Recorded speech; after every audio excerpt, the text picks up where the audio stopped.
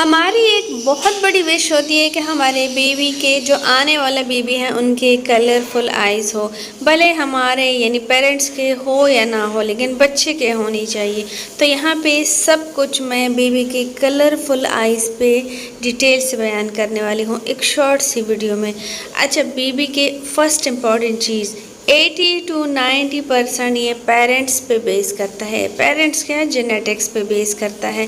अगर बेबी की colourful eyes हैं, बेबी के ब्लू आइज़ है, ग्रीन आइज़ है, ग्रे आइज़ है, जिस भी कलर के आइज़ हैं, तो वो माँ या बाप पे डिपेंड करता है या उनकी फैमिली में यानी उनके जीन्स पे डिपेंड करता है। तभी आपके बेबी की कलरफुल आइज़ होती है, किसी न किसी के तो हैं। और 5 to 10% जो हमारे कलरफुल आइज़ होते ही नहीं है, पेरेंट्स के होते ही नहीं है, हमारी विश होती है कि बेबी की कलरफुल आइज़ हो, तो यह हमारे फूड पे डिपेंड करता है। यानी फूड में हम प्रेगनेंसी के दौरान ऐसे कुछ चेंजेस करें जो कि आपके बेबी के आइज़ का कलर जो है उससे चेंज हो सकता है। और ये इस बारे में कोई रिसर्च नहीं है। हम अपने बेबी के डिज़ायर आई कलर अगर चाहते हैं तो बस कुछ एक्सपीरियंस लोगों की बातें सुनते हैं और उन पे अमल करते हैं। और कुछ हद तक लोग इसमें कामयाब भी हुए हैं, जिन्होंने जो खाया है, जो प्रेगनेंसी में किया है, उनका इफ़ेक्ट उनके बच्चों में आया और उन्होंने डिज़ायरिंग ख्वाहिश के मुताबिक उन्होंने अपने बच्चों का आई कलर चेंज पाया है। तो वो लोग ये एक्सपीरियंस शेयर करते हैं। उनमें से एक मैं भी हूँ जिसकी बीवी आपके सामने है और उनकी कलरफुल आइज़ है, तो साथ में मैं अपना भी एक्सपीरियंस शेयर करूँगी। तो चलिए, फ़र्स्ट जो चीज़ मैंने प्रेगनेंसी में यूज़ की, कुछ ही चीज़ें हैं जिसमें फ़र्स्ट जो चीज़ मैंने प्रेगनेंसी में यूज़ की, जिस पे मैंने काफ़ी पढ़ा भी था, काफ़ी सुना भी था, तो वो था ग्रीन सैलड्स। ग्रीन सैलड में सबसे मेन चीज़ कैप्सिकम यानी शिमला मिर्च। और शिमला मिर्च 3 कलर के होते हैं, ग्रीन, येलो एंड रेड।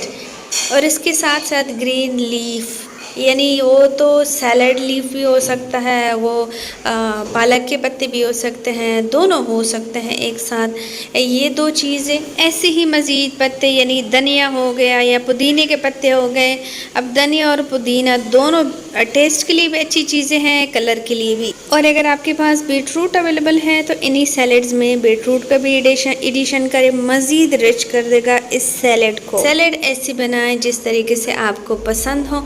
और ये सैलड आपने हर खाने में खानी है, यानी दोपहर के खाने में मस्ट आपने स्टार्ट में यही खानी है ताकि आपके पेट में सबसे पहले यही जाए, और रात के खाने में भी आपने यही खानी है। इवन कि जब आपको भूख लगी ना, तो एक्स्ट्रा चीज़ों के बजाय या आपने स्पाइसी की तरफ जंप करने की बजाय आपने यही सैलड्स खाने हैं। पहले भी बहुत सारे लोगों ने पूछा, अभी भी पूछेंगे मुझे पता है, तो वीडियो को लास्ट तक देख करें। अच्छा, वो ये पूछते हैं कि हम कौन से मन से खाएं। भाई, जब से प्रेगनेंसी शुरू हुई है तब से ही शुरू करें।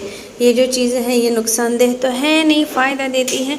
सो डे 1 से ही, फर्स्ट ट्राइमेस्टर से ही शुरू करें टिल लास्ट तक, तो ज़्यादा बेहतर है आपके लिए। और ये जो सैलड्स हैं प्रेग्नेंट लेडीज़ के लिए, इनका इम्पैक्ट जो है वो बहुत पॉजिटिव देखा गया है। जो बेबी आने वाला होता है उसके ऊपर उनका फेयर कलर शो हुआ है, जैसे लोगों ने ऑब्ज़र्व किया है, और उनके आई कलर भी किसी किसी के कलरफुल आए हैं।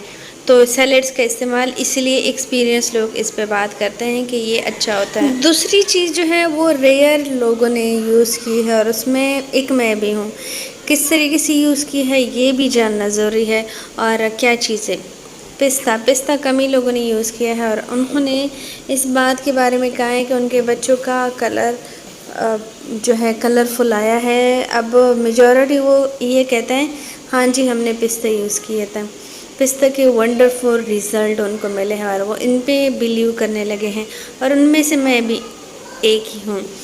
अच्छा, पिस्ता जो है किस तरीके से यूज़ करना है ये सबसे ज़्यादा इम्पॉर्टेंट है। जो नमकीन पिस्ता होता है वो आप लेके थोड़ा सा हाथ में मसल दे ताकि उसका ज़्यादा जो एक्स्ट्रा साल्ट है वो रिमूव हो जाए।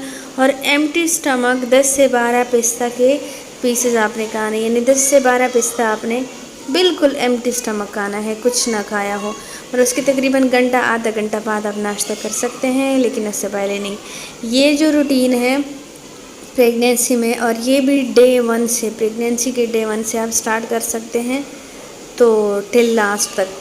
तो ये जो रूटीन है ये भी सबसे बेस्ट पाई गई है प्रेग्नेंट लेडीज़ यानी एक्सपीरियंस लेडीज़ के बीच में, कि पिस्ता से भी शायद उनका कलर चेंज हुआ है बच्चों का। सो पिस्ता को वंडरफुल करार दिया गया है प्रेगनेंसी में, और ये आप मस्ट यूज़ करें। ये जो दो चीज़ें हैं, सैलेड्स का मैंने कहा और पिस्ता का, ये मस्ट यूज़ करें। और साथ ही साथ एक्स्ट्रा हो सके जो सीजनल चीज़ें हैं, यानी अगर आपको बीपी का मसला ना है, बीपी हाई का इशू नहीं है, तो आप ऑरेंज का जूस पिया करें, दूध का इस्तेमाल किया करें, आलमंड्स खाया करें, दूध अलग से और आलमंड्स का इस्तेमाल जो है वो वैसे ही स्किन के लिए अच्छा होता है और बेबी के लिए भी बेस्ट होता है। और साथ ही साथ जो दही होती है, दही का इस्तेमाल भी मस्ट किया करें। ये एक्स्ट्रा चीज़ें हैं, अगर आपके पास अवेलेबल है ये मस्ट किया करें। लेकिन मैं आपको बताऊं, कॉफ़ी का इस्तेमाल या टी का इस्तेमाल ड्यूरिंग प्रेगनेंसी कम किया करें। हमारे बड़े बूढ़े कहते हैं कि कॉफ़ी और टी के ज़्यादा इस्तेमाल से बच्चे को भी नुकसान होता है और साथ ही साथ ये कलर में भी फ़र्क लाता है, यानी ख़राब करता है।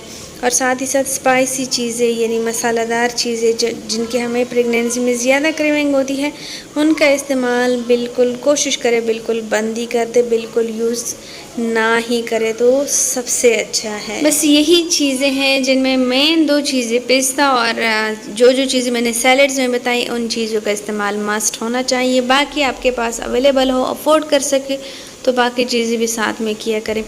बच्चे के फेयर कलर पे भी असर डालता है और आई कलर पे भी असर डालता है। लेकिन मेन जो चीज़ मैं इसके साथ ये भी करती थी कि दुआ का भी बहुत बड़ा असर होता है, और मैं साथ में दुआ भी करती थी। दुआ भी किया करें कि अल्लाह ताला से अपनी विश की कि ये मेरी विश है बेबी की कलरफुल आइज़ हो, तो अल्लाह ताला दुआ भी सुनता है, दुआ से भी ये चीज़ पॉसिबल है। ये थी मेरी ऑनेस्ट स्टोरी। उम्मीद करती हूँ ये स्टोरी, ये जो टिप्स हैं ये आपको अच्छी लगी होंगी, आपके लिए हेल्पफुल होंगी। अपना बहुत सारा ख्याल रखिए, दुआ में याद रखिए। इजाज़त चाहती हूँ, अल्लाह हाफिज़।